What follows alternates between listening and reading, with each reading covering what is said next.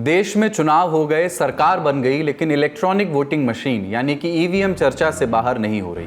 इस वक्त स्क्रीन पर आपको जो दिख रहा है वो स्पष्टीकरण है मिड डे अखबार का। तारीख है 17 जून। ये स्पष्टीकरण अखबार ने छापा क्योंकि 16 जून को ये खबर छापी थी जो अभी आपकी स्क्रीन पर है। इस खबर में ये दावा किया गया था कि मुंबई उत्तर पश्चिम लोकसभा सीट से जीतने वाले रविंद्र वायकर के रिश्तेदार के पास ईवीएम अनलॉक करने वाला फोन था, यानी उनके फोन पर ओटीपी आता था जिससे कि ईवीएम अनलॉक की जा सकती थी। खबर छपने के बाद इसी दिन शाम को चुनाव आयोग ने इस खबर को पूरी तरह गलत बताया। जो आज एक मिड डे न्यूज़पेपर में एक खबर आई थी कि heading Ravindra Waikar's kin had phone that unlocks EVM. So यहाँ इलेक्शन डिपार्टमेंट की तरफ से हमें ये कहना है कि ईवीएम के लिए कोई अनलॉकिंग के लिए ओटीपी नहीं आता है। ईवीएम ये एक स्टैंड अलोन डिवाइस है, उसमें कोई वायर्ड और वायरलेस कम्युनिकेशन का कोई प्रोविजन है ही नहीं। सो जो न्यूज़ है वो गलत न्यूज़ है और किसी भी आधारहीन न्यूज़ है विदाउट एनी वेरिफिकेशन। इसके बाद 17 जून को अखबार ने अपनी उसी रिपोर्ट के लिए खेद जाहिर किया। लिखा कि वायकर के रिश्तेदार के पास ईवीएम को अनलॉक करने वाला फोन था। पेज 6 जून 16। इस खबर में गलती से ये लिखा गया था कि आरोपी व्यक्ति ने ईवीएम को अनलॉक करने का ओटीपी जनरेट करने के लिए अपने मोबाइल का इस्तेमाल किया। इस गलती के लिए हमें खेद है। मुंबई पुलिस ने भी ईवीएम को अनलॉक करने के लिए मोबाइल पर ओटीपी जनरेट करने की खबरों का खंडन किया है। दरअसल मुंबई की उत्तर पश्चिम सीट पर एकनाथ शिंदे की शिवसेना के रविंद्र वायकर 48 वोटों से चुनाव जीते हैं। उद्धव ठाकरे की पार्टी के उम्मीदवार अमोल कीर्तिकर चुनाव हार गए हैं। ईवीएम को लेकर एक खबर विदेश से भी आई है, एक स्वर विदेश से भी आया है जिसकी चर्चा भारत में भी है। अमेरिका में राष्ट्रपति पद के निर्दलीय उम्मीदवार रॉबर्ट एफ कैनेडी जूनियर ने लिखा कि प्यूर्टो रिको के प्राइमरी इलेक्शन में ईवीएम में गड़बड़ी पाई गई। इसी पोस्ट पर एलन मस्क ने भी उनका समर्थन किया और कहा कि ईवीएम को इंसानी या आर्टिफिशियल इंटेलिजेंस के दखल से हैक किया जा सकता है। इस पर प्रतिक्रिया आई भारत के पूर्व आईटी मिनिस्टर राजीव चंद्रशेखर की। उन्होंने कहा कि एलन मस्क का नजरिया अमेरिका और दूसरी जगहों पर लागू हो सकता है जहां वो इंटरनेट से जुड़ी वोटिंग मशीन बनाने के लिए रेगुलर कंप्यूटर प्लेटफॉर्म का इस्तेमाल करते हैं, लेकिन भारतीय ईवीएम कस्टम डिजाइन किए गए हैं, वे सुरक्षित हैं और किसी भी नेटवर्क या मीडिया से जुड़े हुए नहीं हैं। इसमें कोई कनेक्टिविटी नहीं है, कोई ब्लूटूथ नहीं है, वाईफाई नहीं है और इंटरनेट भी नहीं है, यानी कोई रास्ता नहीं है कि उसमें कोई गड़बड़ी की जा सके।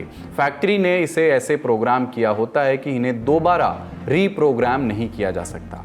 राजीव चंद्रशेखर ने मस्क को भारत में डिजाइन की गई ईवीएम की मजबूती को दिखाने वाला ट्यूटोरियल देने की पेशकश भी कर डाली। एलन मस्क के बयान पर टिप्पणी विपक्षी खेमे से भी आई। एक्स पर कांग्रेस सांसद राहुल गांधी ने लिखा, भारत में ईवीएम एक ब्लैक बॉक्स है, किसी को भी इसकी जांच करने की मंजूरी नहीं मिलती। हमारी चुनावी प्रक्रिया में पारदर्शिता को लेकर गंभीर चिंताएं जताई जा रही हैं। जब संस्थाओं में जवाबदेही की कमी होती है तो लोकतंत्र एक दिखावा सा बन जाता है, धोखाधड़ी की संभावना बन जाती है। राहुल गांधी ने एक्स पर अपने पोस्ट में एलन मस्क के ट्वीट और मिड डे अखबार की उसी खबर का मेंशन किया था जिस पर अखबार ने बाद में अपनी गलती मानते हुए सफाई छापी या खेदनामा छापा।